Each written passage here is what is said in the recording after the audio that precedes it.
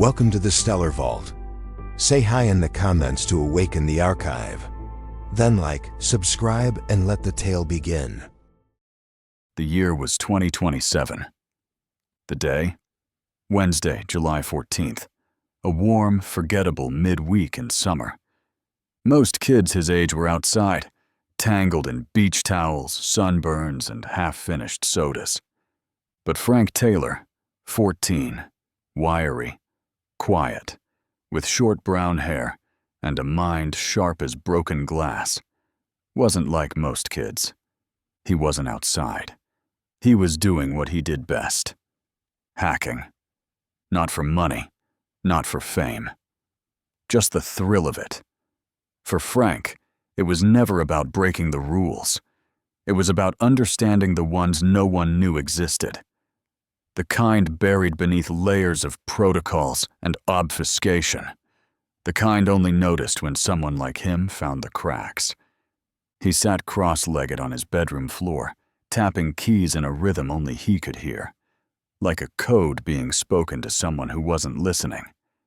The blinds were drawn, letting just enough sunlight in to make the dust float like lazy static. His aging laptop was patched with stickers, fractals, prime numbers, and a faded NASA logo. Lines of code blurred past on the screen, but Frank wasn't reading them word for word. He was following patterns, bits of digital lint most wouldn't notice. Half-dead subroutines running on forgotten Department of Defense servers, a buried heartbeat in a forest of silence. Then, a pulse. Something responded. Frank straightened. He hadn't been targeting anything big, just ghosting through a back door in an archived logistics portal. Boring stuff. Procurement orders, weather telemetry, base maps. But tucked deep in the tangle of old protocols was a signal loop. Encrypted. Still alive. Still listening. He followed it.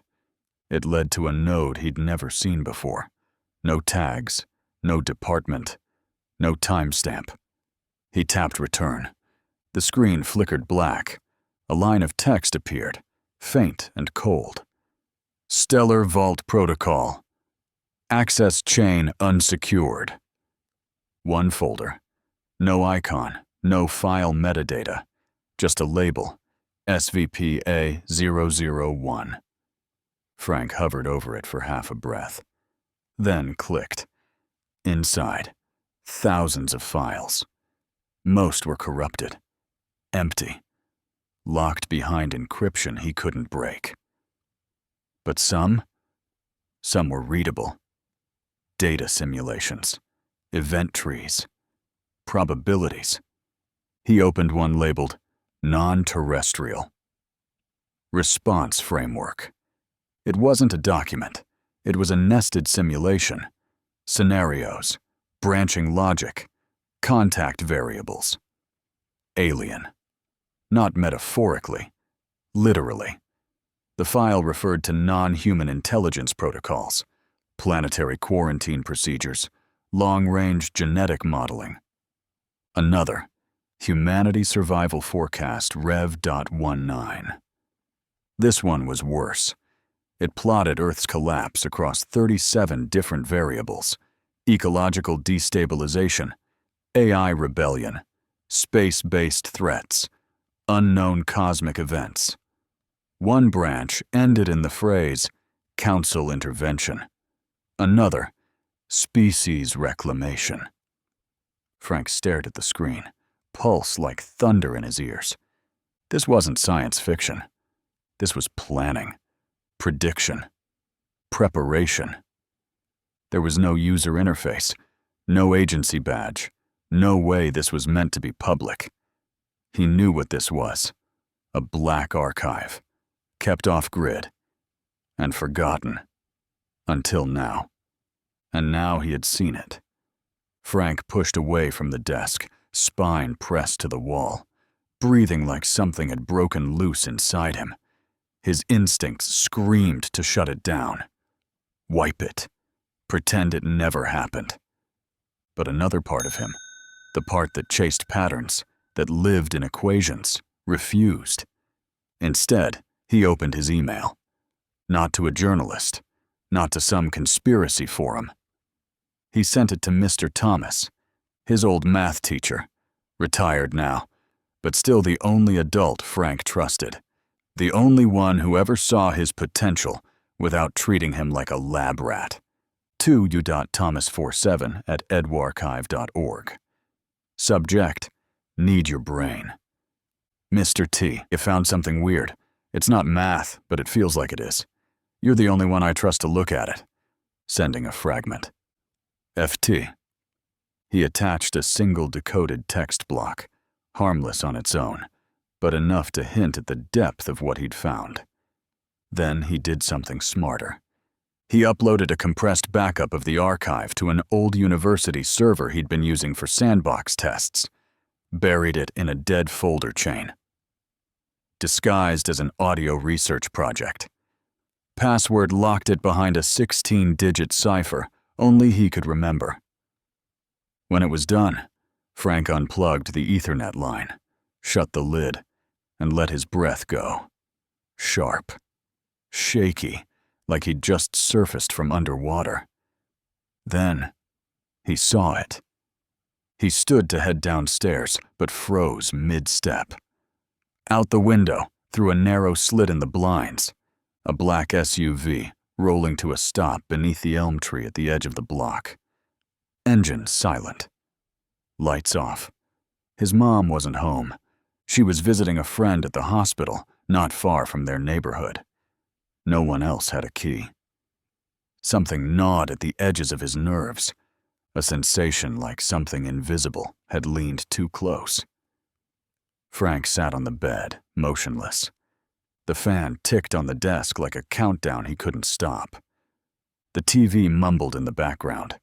A local news anchor muttered something about military systems offline due to a classified satellite recalibration. Frank's stomach twisted. Then, he heard a click. 1 hour earlier, in a room with no windows, deep beneath a facility that didn't exist on any map, a red light blinked. A technician looked up, then down at the log. Breach. Stellar Vault Access flagged. Source: Civilian Residential IP. South Bend Grid. User ID: Taylor, Franklin J. No words, no alarms, just a nod. A hand reached for a headset. Target identified. Age: 14. Civilian. Send a team. The moment Frank heard the click, he didn't breathe. The sound came from downstairs. Not loud. Quiet. Careful. The kind of sound made by someone who didn't want to be heard. He didn't freeze. He moved. He pressed a corner of his bedroom closet, and a shallow section of wall popped open with a faint magnetic release. A crawl space. Narrow. Dark. Lined with thermal insulation, and stacked with emergency water bottles, protein bars, and an air filter kit. He'd built it last year. Not for spies. For storms. For the world when it turned too loud. He slipped in, closed the panel, and went still. Outside the wall, the house creaked like it always did. Pipes shifted. Wood settled. The refrigerator made its usual knock. And then, new sounds. Soft footsteps. Not heavy like boots. Light. Covered. A hand brushed the hallway wall. A soft thud as someone bumped the coat rack and caught it mid-fall. No curses. No whispers. Just silence. Frank didn't blink. His heart thumped in a slow, ugly rhythm. They moved with eerie familiarity, straight past the bathroom, into his room. The sound of drawers opening. A laptop being lifted. Then, something strange. A faint whir. Not mechanical. More like a hum. Soft. Unnatural. Then a quiet beep. Frank didn't recognize the sound. It wasn't anything he'd heard before. Not a gun, not a scanner, not any tool used by people who knocked on doors. It hummed like something dangerous, and that made his skin crawl. They stayed for 5 minutes. Frank counted every second. Then, footsteps again. The door closing. Silence. He waited another 10 minutes. Then 20. When he finally crawled out, his legs were numb. He listened at the door. Nothing. Still nothing. He moved like a ghost. Down the stairs. The front door was ajar. No neighbors stood outside. No flashing lights. Just the sound of cicadas buzzing in the summer night. The black SUV was gone. He didn't stop to think. He grabbed his emergency bag, tucked the encrypted thumb drive into his sock, and slipped out the side door. The public library sat 3 blocks away, past the gas station, down the alley, next to the playground where the swings always creaked even with no wind. By day, the library was empty. By night, it was forgotten. Still open till 10 p.m., thanks to funding no one remembered to cut. He entered through the side door. The scanner didn't even beep. One computer terminal in the corner still had working USB ports. He booted it, killed every background process, and ran his masking script from memory. Frank didn't have his laptop. He didn't need it. Everything important was in his head. He uploaded the drive in 2 segments. One went to an old FTP server he'd buried inside a domain for abandoned university courseware. The other was just the message to www.thomas47@eduarchive.org. Subject: Backup triggered. Message: If you're reading this, it wasn't a drill. Payload in sandbox. Same cipher as before. Don't open it here. You taught me better than that. He sent it, closed the browser, cleared the cache, unplugged the terminal. And then he waited. He didn't know where else to go. At a local minor league ballpark, under the yellow lights of a scoreboard too dim to read, Mr. Thomas, a 70-year-old ex-Marine, sat alone. He liked the quiet games, the ones where you could hear the outfielders yelling at each other, where the crowd wasn't drunk, where the peanuts were still $1. Age had slowed his body, but not his mind. Sharp as ever, disciplined as ever. That's why he became a math teacher. It kept the edge. He had a hot dog in one hand and a root beer in the other. He wasn't cheering, just watching. Top of the 5th, a pitching change. He stood, stretched, and walked toward the concession stands. His phone buzzed. Twice. He frowned.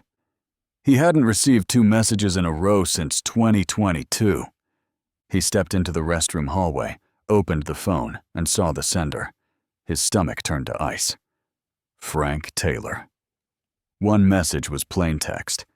The other was coded. Mr. Thomas didn't open either. Not here.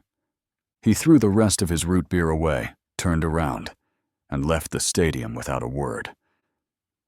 The library was empty, as always. No one to check in. No one to check out. Mr. Thomas entered through the side door, his steps quiet and steady. Nothing in his movements rushed. Frank saw him and stood. Nothing needed to be said. The old man nodded once. Frank nodded back. Together, they walked out the way Thomas had come in. The second black SUV pulled up too smooth, too silent. It didn't screech tires or flash lights. It rolled to the curb like a parent picking up their kid from practice. The side door opened before either of them reached the sidewalk. 2 men in unmarked black stepped out. No weapons drawn. No shouting. Mr. Thomas stepped in front of Frank, one arm raised protectively. At his age, his bones ached, and his reflexes betrayed him more often than he liked. But not his instincts, not the ones the Corps carved into him. The back door of the SUV popped open with a hiss, "Inside," came the voice. Flat, male, no accent, no emotion. The men were uniform without being in uniform. Black ball caps, dark shades, gloves. Not police, not military, not anything that wanted to be recognized. Mr. Thomas stood his ground. "Who are you?" he asked, voice firm. No reply. The boy clung to his arm. Another man stepped forward, subtly shifting his jacket. Enough for Thomas to catch the shape of a sidearm. Not a threat, a promise. Mr. Thomas's jaw clenched. They had no choice. He guided the boy forward, keeping him close as they climbed into the van. The interior was unmarked, matte gray, stripped of any identifiers. Bench seats, reinforced paneling, silent, except for the soft hum of a hidden engine. Two men sat across from them, identical in dress, in posture, in silence. Thomas scanned the cabin. Nothing obvious. Then again, the worst kinds never were. He spoke first. "You gentlemen planning to tell me what this is about?" Silence. The one nearest him didn't blink, didn't twitch, just stared past him like he was already a memory. Mr. Thomas took a deep breath. "You know I've seen this before, right? You sit there thinking I'm just some old man, retired and replaceable. But let me be real clear. I still know the difference between a black op and a botched snatch and grab." Still nothing. He didn't expect an answer, but he was buying time. His left wrist twisted subtly. The movement looked like a stretch, harmless. But inside the metal of his old analog watch, a watch issued 30 years ago on his final deployment, something clicked. A hidden pulse beacon. One use only. Call for help, no matter where you are on Earth. He triggered it. Less than a second later, something inside the van beeped.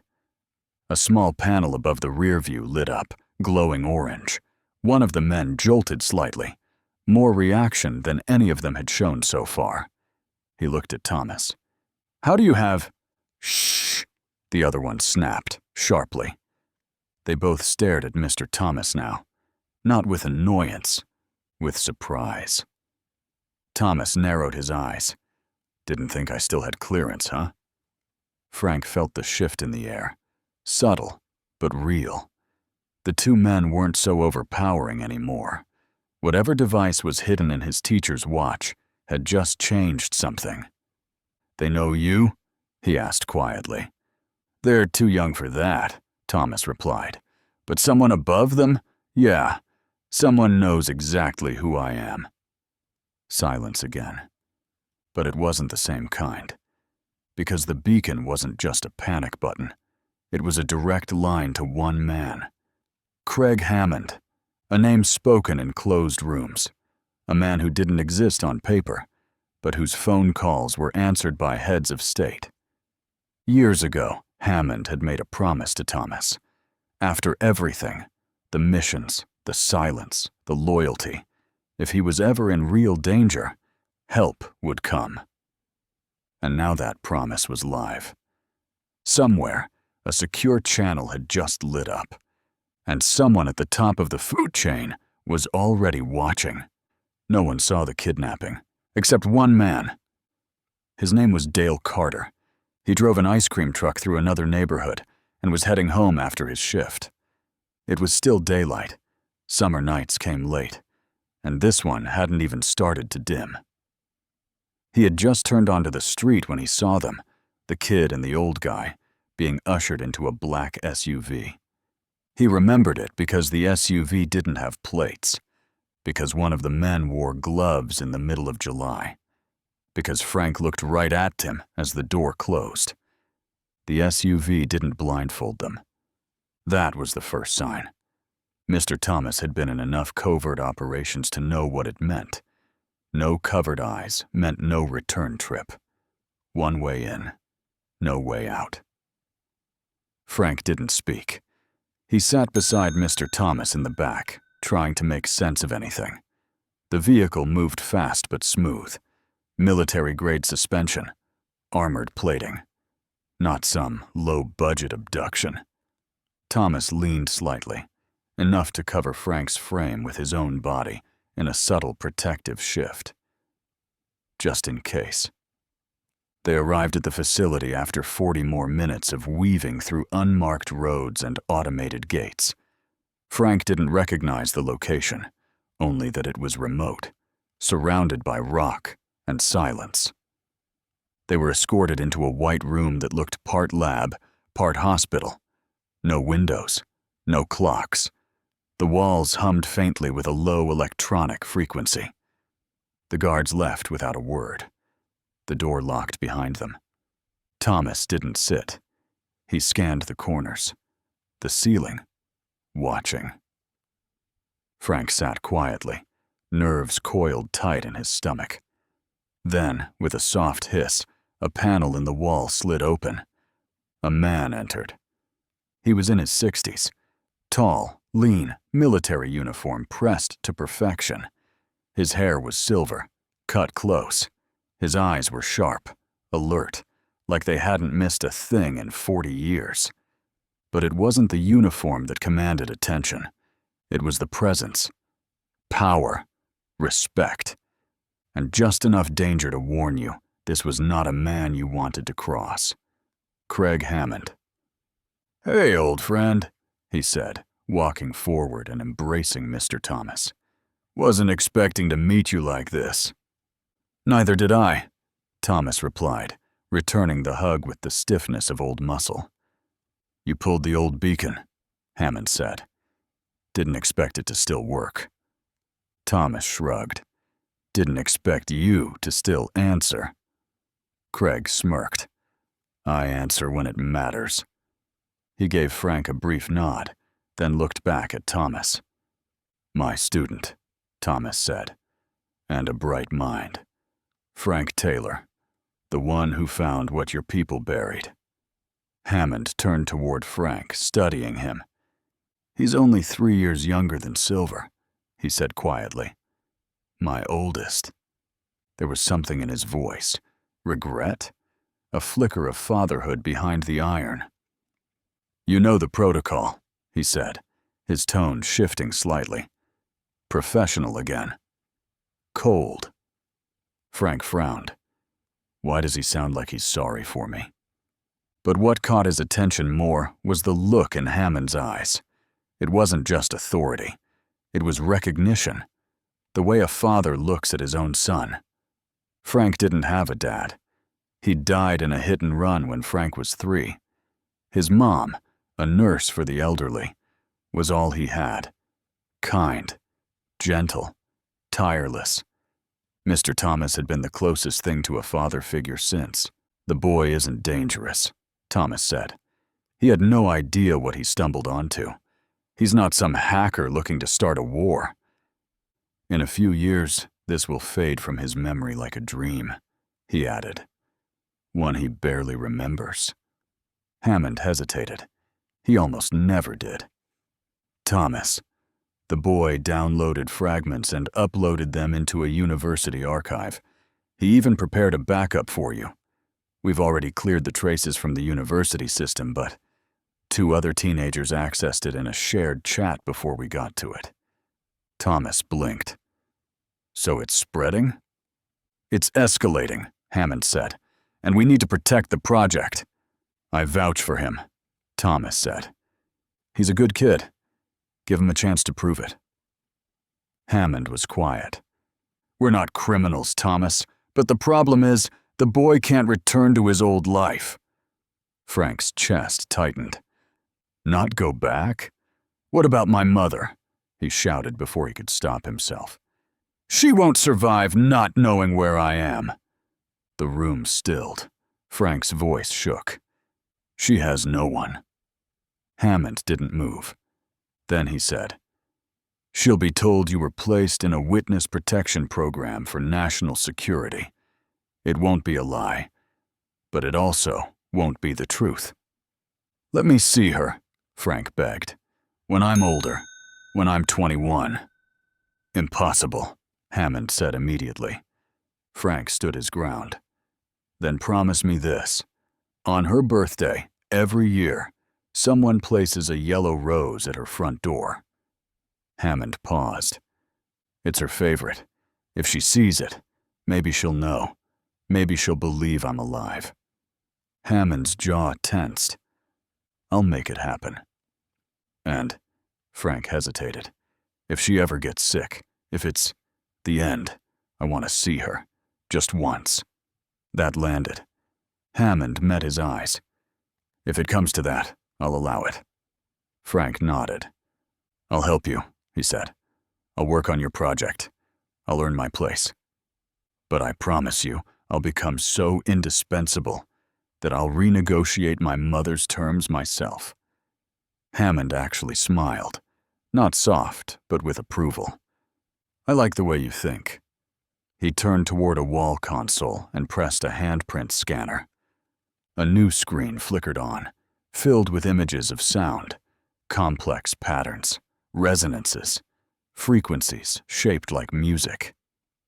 The Stellar Vault Protocol, Hammond said, isn't just defense, it's discovery. We create weapons, cures, technologies decades ahead of their time, and we've confirmed that music, sound itself, is more than expression. It's a universal language, one that others have already mastered. Others? Frank asked. Alien forms, Hammond replied, and not all friendly. He turned back toward Frank and Thomas. Welcome to Stellar Vault. Thomas blinked. You're running it? Craig gave a dry nod. For the last 6 years. Hell, Thomas muttered. I called for help and stumbled into the command tower. The room quieted. Choices were being made. A life was ending, and another was beginning. Off the books, out of sight, deeper than any record would go. Above ground, the world kept turning. Dale Carter didn't tell anyone about the strange scene he witnessed for days. Not until the flyers went up. Not until the news said the kid was missing. That the man was, too. Even then, no one believed him. Weeks passed. Nothing made the news. No charges filed. No warrants. No story. But something changed. First, quiet things. Online platforms started deleting certain terms automatically. Stellar Vault flagged every firewall. Satellite logs disappeared. Old news articles vanished. Then, bigger shifts. Digital ID registration became mandatory in 42 countries. A private orbital defense network was announced, but no one knew who funded it. Then came the Earth Unity Bill, a global measure, rushed through without fanfare, giving a newly formed Earth Oversight Authority jurisdiction across borders for the preservation of humanity's future. One senator opposed it. He vanished the next day, and no one asked why. Years passed. Humanity moved upward. Not spiritually. Literally. First Mars, then Saturn's moons. Then the Gate Project. The stars opened, and Earth, under its new united rule, built ships not just to explore, but to occupy. The Stellar Vault Protocol, once buried and forgotten, became the blueprint for a new age of expansion. The kid who found it? Gone from history. So was Mr. Thomas. But their names weren't erased. They were never recorded. Year, 2100. Earth was now the capital of 20 colonies. Cities gleamed. AI ruled infrastructure. The average lifespan was 150. And then, on a summer day, in the sky above, a new arrival pierced the edge of the solar system. Its wings were translucent. Its voice, a song. Its name was not spoken, but felt. And the galaxy would come to know it as one thing. The perfectors. The stars above Earth shimmered through reinforced glass, silent and distant. Below, the blue cradle of humanity turned slowly, peaceful, unaware. But up here, there was only one truth. The edge had come. General Silver Hammond stood on the forward deck of the Skywall Defense Bastion, hands clasped behind his back, eyes locked on the black. Most men looked 50 at 100. Silver Hammond had chosen to look older. Gray temples, hard lines, a general's bearing carved into him like marble. He said it helped, that no one questioned orders from a man who looked like he'd already buried a few gods. He was Earth's last wall, the voice they would remember if this went wrong. Around him, the command deck bustled. Operators tracked thousands of feeds, orbital, thermal, sonic, a dozen species worth of tech stitched together over generations. Humanity had risen fast in the last century, clawing from dirt to stars with blood on its hands. They'd joined alliances, built colonies, built fleets. But none of it mattered now, not since the perfectors came. They had not spoken. They had not landed. They had simply appeared, wings of glass, voices like chimes through bone, and worlds had died. His adjutant, Colonel Masu, approached, face pale. "Sir, transmission just came through. Final status report from the Galactic Council." Hammond turned. Masu's voice lowered. "They're gone. All of them. The Council has fallen." "And from our side? How many lost?" Hammond asked without looking back. Colonel Masu checked the live war feed. 7 colonies. 200 million. Gone. Half of them burned. The rest, we lost contact. No wreckage. Any survivors? Masu hesitated. 1. A scout ship. Keldar outpost. They said, he swallowed, voice low. They said the perfectors sang their ships apart. Sang them, sir. Silence settled. A low chime echoed through the deck. Hammond turned. Contact. On the holomap, a single ship emerged from the void. Smooth, winged, almost elegant. It didn't emit energy signatures. It floated like glass caught in gravity. No comms, no IFF, no signal. Just presence. "They're here," Hammond said quietly. Then louder. "Prepare skywall for firing solution. Lock the gods out of our sky." Operators moved. Targeting lasers spun into place. Atmospheric defenses activated, stretching energy fields like a cage around the planet. "This is General Hammond to Earth Command. First enemy contact verified." He tapped the firing node. Engage. The skywall fired its opening volley. 6 fusion lances at once, screaming through orbit, lighting the heavens with fire. The perfector's vessel shimmered, taking the hit. But it didn't fall. It sang. The frequency cracked 2 lower orbit satellites. One operator collapsed, bleeding from his ears. Others screamed and dropped. "EMP?" someone shouted. "No," Masu barked. "Neuroweapon, sound-based."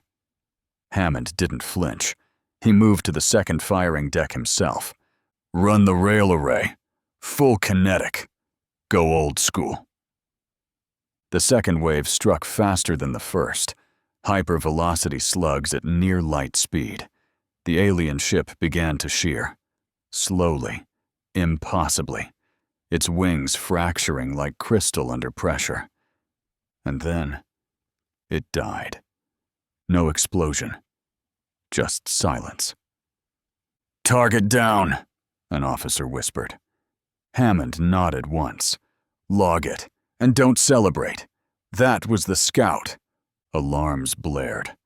6 more ships warped into orbit, larger, broader wings, pulsing with faint music that made men sweat and machines fail.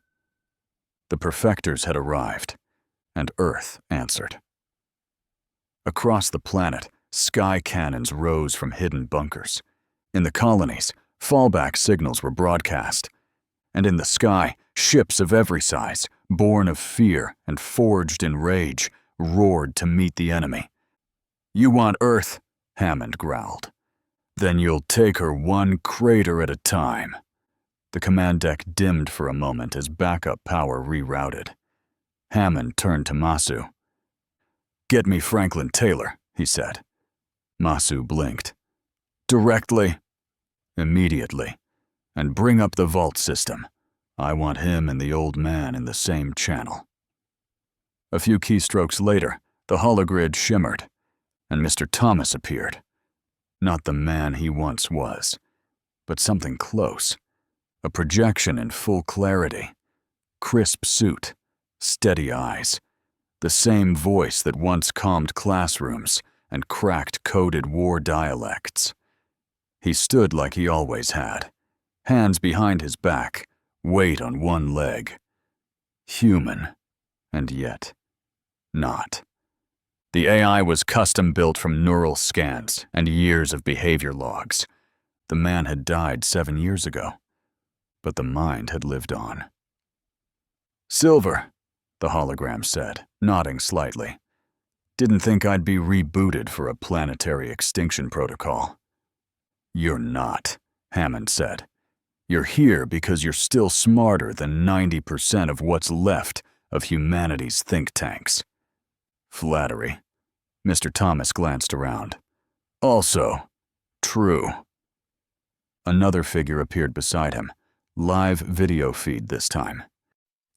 Franklin Taylor, born 2013, introduced to the Stellar Vault Protocol in 2027, when he was just 14, the same year Earth changed forever.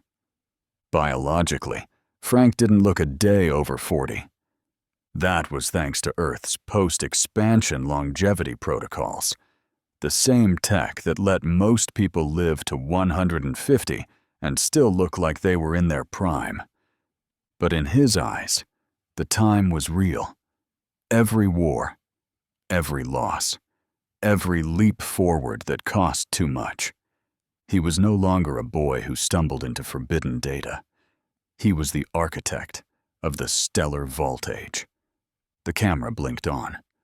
Frank sat forward in his command room, clean-shaven now, uniform sharp, the spark in his gaze undimmed. "They finally came?" "They're singing ships apart," Hammond replied. "We need ideas.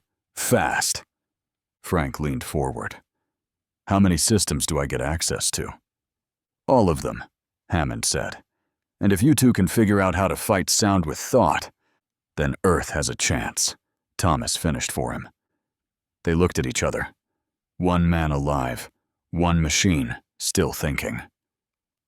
The screen flickered. Then came the war. The void above Earth had never burned like this. Human ships filled the sky, rows upon rows, formations stacked in threes. Carriers, lancers, kinetic frigates, shielding corvettes.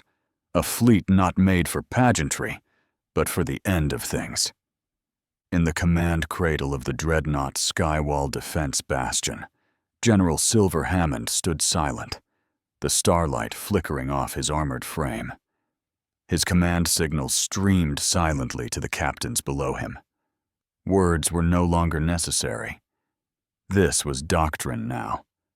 The outer ring of Earth's defense shell, Station Theta, was already gone. Its hull had ruptured under a harmonic blast the shape of a song. The perfectors did not fire. They emitted. Frequencies born of weaponized beauty. Patterns that shredded code, shattered brains, and liquefied steel. A music of annihilation.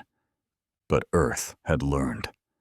Franklin and Thomas had studied the wrecks of the first wave. Measured the resonance damage.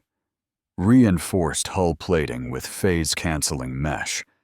Adapted armor with tonal dampeners harvested from Elithari biotech, installed reactive counterharmonics pulsed by every warship. A song of defiance. Now it was time to see if it held. Vanguard squadrons, wedge pattern, no gaps, shield weavers to the wings, give the center to the Cadron plasma tridents. 300 warships moved in sync, trailing violet burn lines across the black. The enemy floated before them. 6 ships, crystalline and sinuous, wings extended wide, gliding on null gravity. No thrusters, no visible weapons, just presence. Then they sang. The wave struck first along the command spectrum. Shields rippled, weakened. 2 human ships shuddered in place, no damage, but no motion either. Paralyzed. Cadron frequency inhibitors holding at 64%, an officer barked. Elithari cloaks maintaining signal drift. First harmonic nullified. Hammond stared down the threat. Then it's our turn. He flicked 2 fingers. Firestorm protocol activated. Dozens of kinetic rails lit up, followed by plasma bursts from every angle. Multi-spectrum convergence, a technique stolen from 10 different wars. The human fleet didn't fight with elegance. It fought like a cornered animal. Every ship was a weapon. Every shot was a warning. The first Perfector vessel shattered like stained glass, spilling iridescent debris across the void. The second retaliated, a single melodic note, and 4 ships dimmed, their power cores cascading into forced entropy. Delta Wing, compensate with full spectrum damping, overload the audio mesh. Hammond's voice was flat, controlled. Sir, frigate Red Dagger lost. Total systems rupture. Noted. Bring up the reserves. 3 drone hives entered formation, each one pulsing with swarm tech, guided by a hybrid human-AI core. 1,000 combat drones fanned out, programmed to mimic chaos. Unpredictable, fast, erratic. Human traits rendered into code. The Perfectors struggled to adjust. For the first time, one of their ships missed its tone alignment. Its harmonic failed to detonate cleanly. It was vulnerable, and Hammond saw it. All batteries. Focus fire. Bleed that glass. The alien vessel fractured under fire. Light poured from it, too bright, too fast. It ruptured without a sound. The rest turned. Shifted into a new formation, an inverted spiral. Their voices aligned. 1, 2, 3 notes. But this time, the Skywall defense bastion struck first. EMP barrage now. They want to sing? Cut their throat. The warship's underbelly opened, launching 4 radiated pulse warheads. Silent, spinning, hungry. They detonated mid-spiral. A ripple carved through space. One of the Perfectors dimmed. Its wings collapsed inward like wet paper. 2 of its sisters drifted back, damaged, but not done. 2 more kills, Masu confirmed. But sir, they're adapting. Harmonics are shifting outside known range. Then we shift with them. Hammond stepped down from the cradle. The bridge dimmed as he approached the command pillar. Initiate Project Echo 6.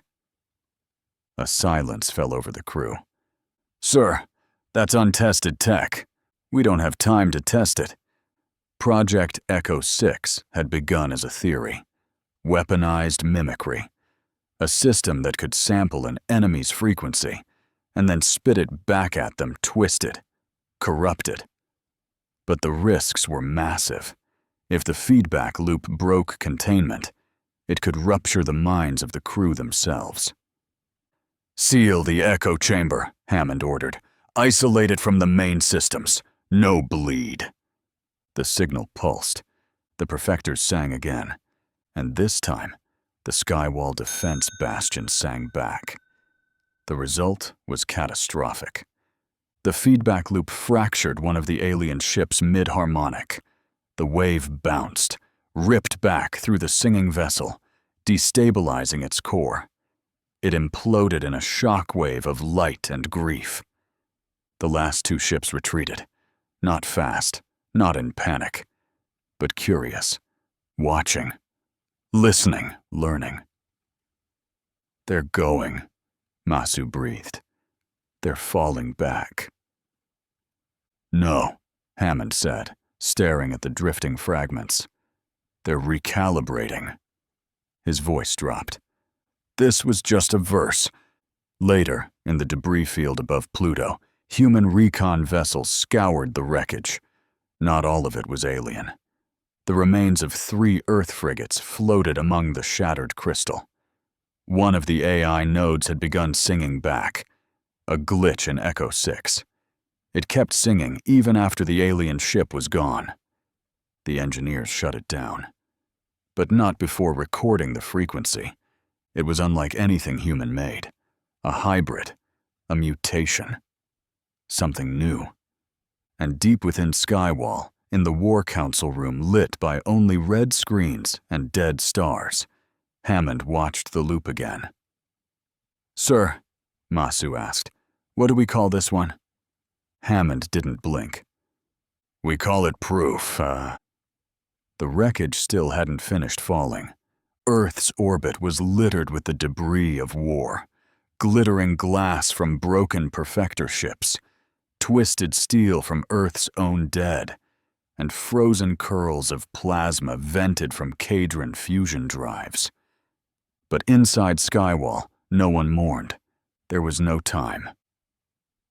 General Hammond stood in the core lab deck beneath the primary command tower. Around him, engineers from 3 species worked at a fever pitch. Humans, Cadron plasma weavers, and Illithari resonance splicers. This was no longer just a defense grid.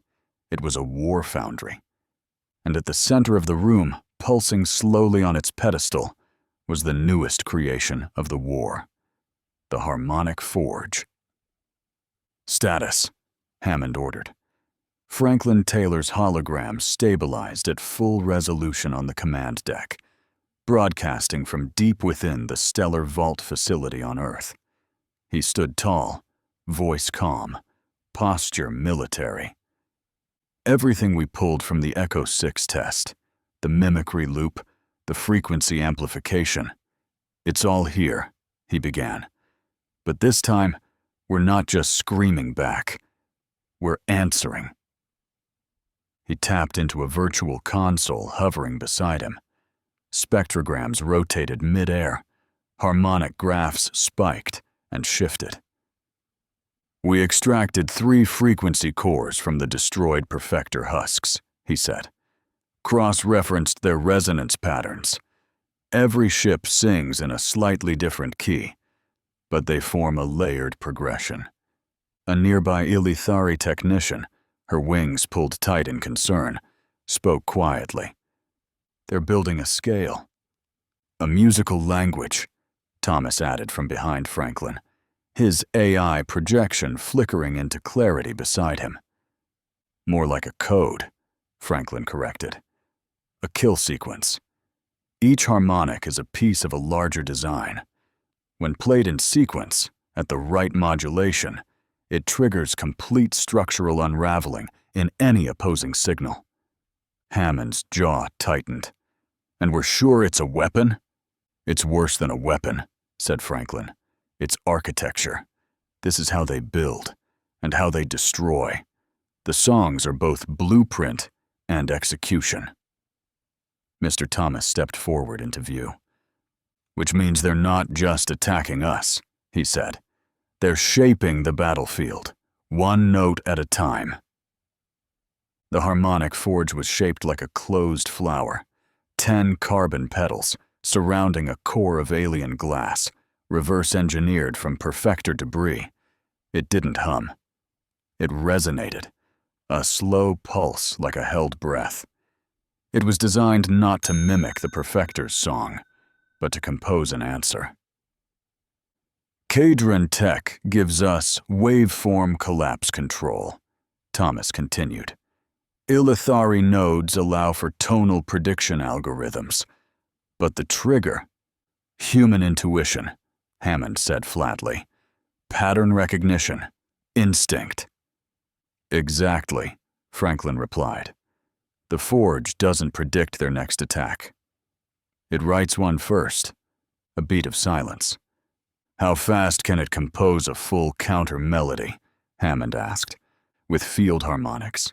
Less than 2 minutes. But you're not going to like the delivery system. Why? Franklin gave a tired smile. Because someone has to stand inside the Forge when it activates. Why does it need a person inside? Hammond asked. Because it's not just a weapon, Franklin replied. It needs a human mind to interpret intent, to hear the question behind the song. 30 hours later, orbit was empty again. The Perfectors returned. 12 ships, shaped like crescents of starlight, drifted into Earth's orbit without a sound. Their wings flickered with slow pulses of blue and green. No weapons, no warnings. And then they began to sing. The Earth fleet braced. Shields rippled. Damping fields screamed under the strain. Operators bit down on metal tabs to keep their teeth from shattering. Echo disruption holding, Masu shouted. But we won't last. Inside the Forge chamber, deep in Skywall's core, Commander Alec Voss, volunteer, musician, former linguist, stood motionless within the pedals. His suit was laced with fibered translation cords. Every heartbeat was tracked, every neural spark mirrored in real time by the Forge's crystalline brain. Reading frequencies, Voss whispered.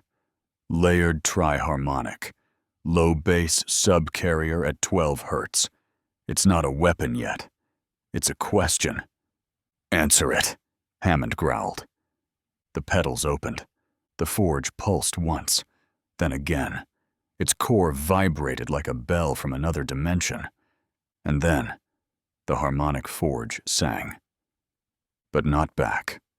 Forward. It released a harmonic cascade. Not a shield, not a weapon, but a counterpoint. The musical equivalent of stepping into a sword swing and turning the blade. The effect was immediate. 2 of the Perfector ships staggered in orbit. Their harmonics faltered. One's wing cracked at the edge. A third spun out of alignment. Sir! Masu shouted. We disrupted them! But the Perfectors didn't flee this time.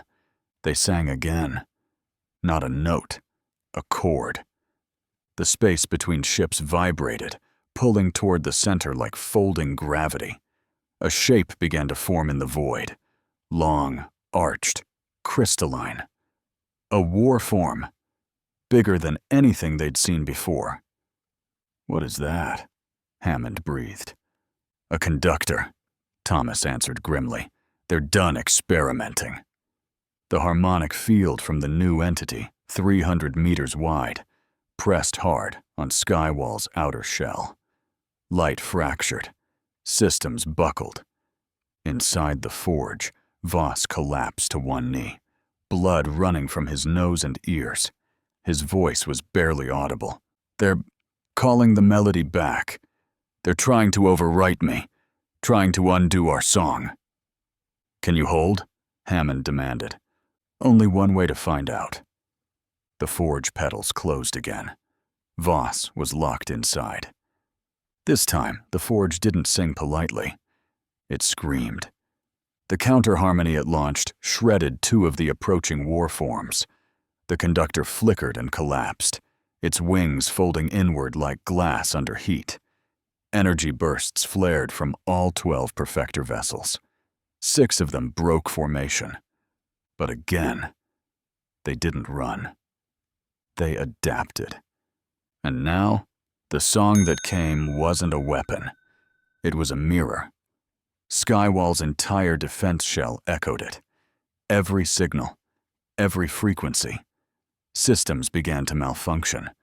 Drones twisted in place, targeting friendlies. Cadron power nodes reversed polarity. Human nav systems displayed stars that didn't exist. "Inside the forge," Voss screamed. "They're rewriting reality! Shut it down," Masu yelled. "No," Hammond barked. "He started the melody. Let him finish it." 30 seconds of silence followed. Then, a single sound emerged from the forge, soft, almost sorrowful, a 4-note signature. Simple, clean, human. It drifted into space. The enemy stopped. One ship rotated. Another dropped from visible orbit. They weren't dead. They weren't defeated.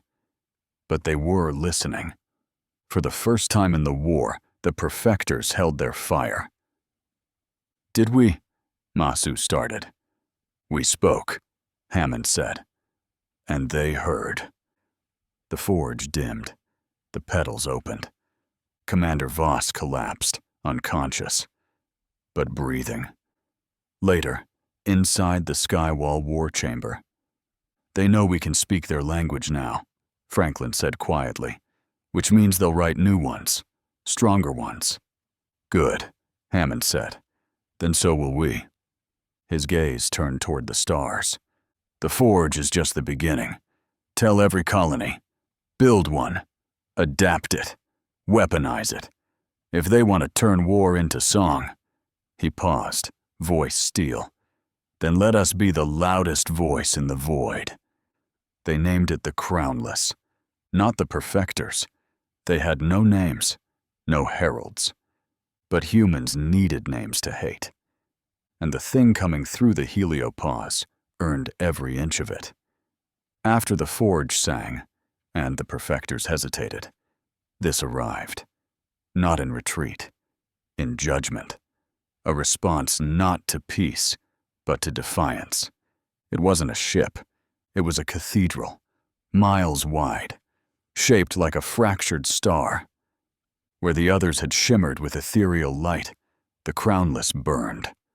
Not with fire, with purpose, with finality. It passed through the Pluto line like mist. No resistance. 7 planetary mines detonated. None left a scratch. Inside Skywall Bastion, General Hammond watched the long-range scans as the shape approached. "Time to orbit," he asked. 12 minutes, Masu answered, voice tight. "Is evacuation complete?" "All cities emptied. Final shuttles cleared 2 minutes ago." Earth was empty now.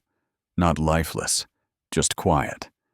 Most civilians were gone, sent to the outer colonies in the weeks before this day.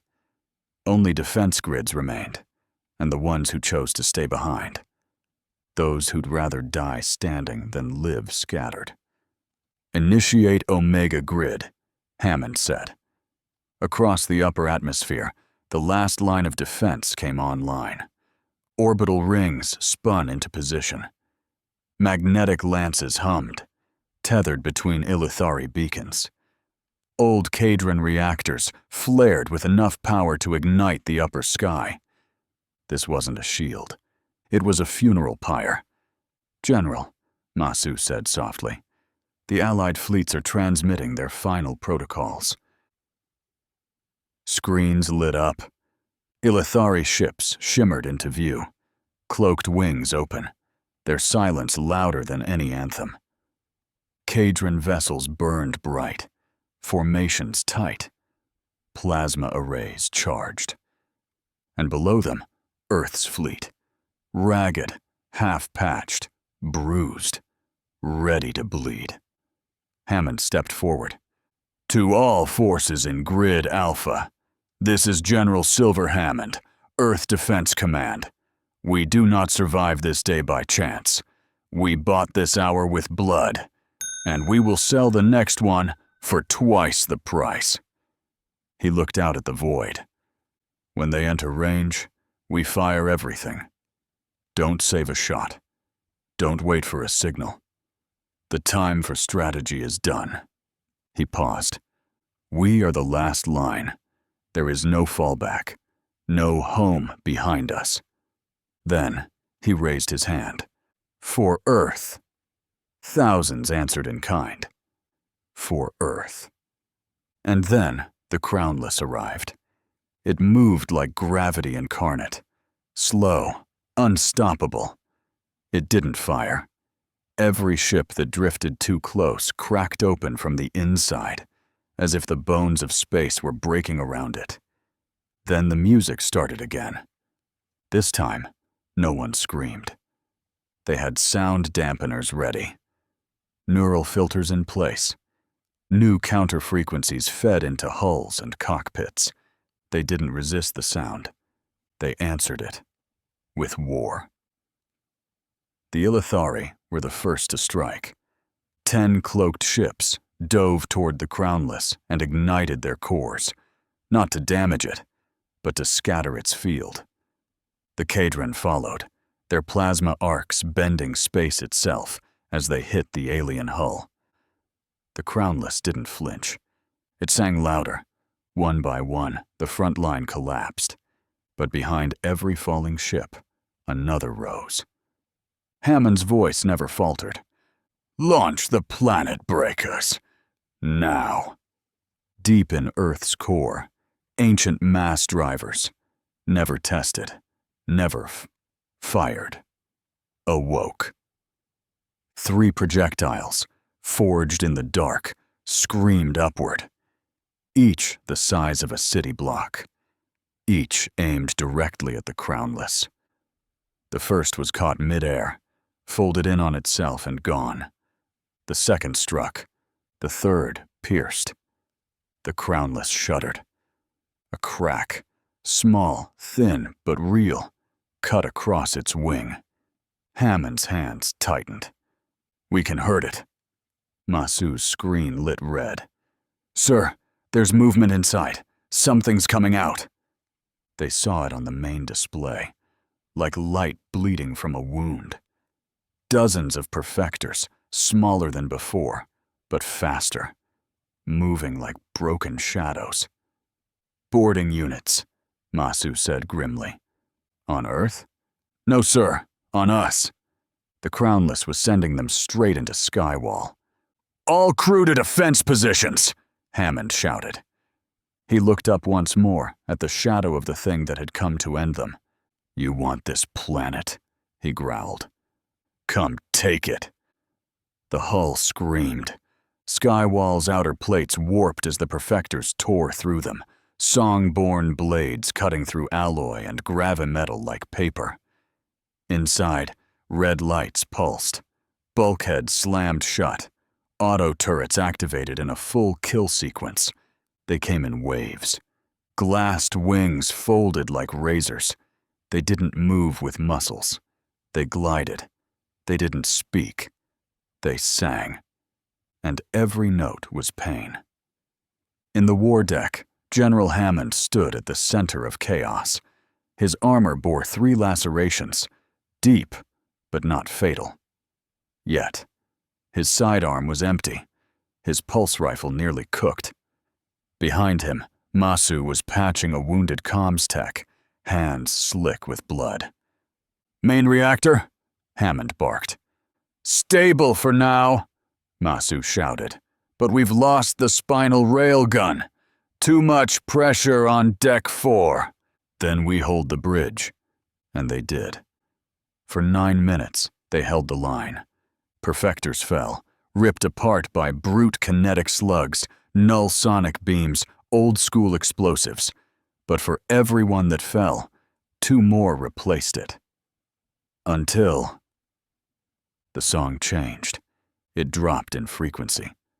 Lower, deeper. Not for attack, but for communication. Hammond felt it in his teeth, in his bones.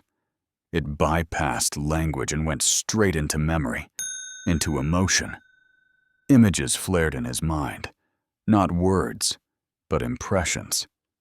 Inferior, temporary, inevitable. That's what they believed, that humanity was a mistake, a mutation of noise and violence, that the galaxy had bent too far toward chaos, and the perfectors had come to cleanse the pattern. "That's what this is," Masu breathed. "They're not killing us. They're tuning us out." Hammond's face was carved in stone. "Then we sing louder." He turned to the console. "Are the Earth core drives online? They'll tear the planet apart. Are they online?" Masu swallowed hard, nodded. "Then patch me into the vault. Franklin and Thomas are the only ones who can trigger it safely." "Do it." Buried under the crust, miles beneath where any civilian would ever walk, sat 3 dormant world piercers, massive drives built in secret, powered by a fusion of human, Illithari, and Cadron tech. Meant for terraforming, meant to change planets. Instead, they would be the weapon. Across what was left of Earth's defense grid, final command was broadcast. Sky song. Protocol. Activate. The drives lit up, and Earth itself began to sing back. It wasn't music. It was physics made war. The crust vibrated with harmonics designed to match and invert the perfector's frequency.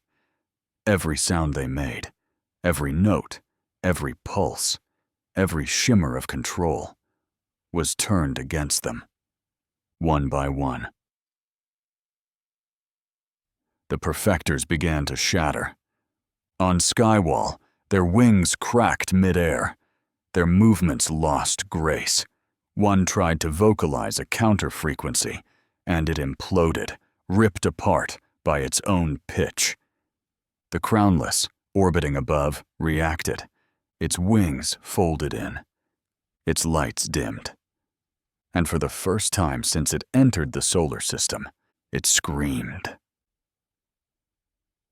Deep beneath Earth's surface, sealed in a vault shielded from all known frequencies, Franklin Taylor stood at the core command. He was calm, focused, surrounded by interfaces most humans didn't even know existed. Beside him, the flickering hologram of Mr. Thomas folded his arms, voice level.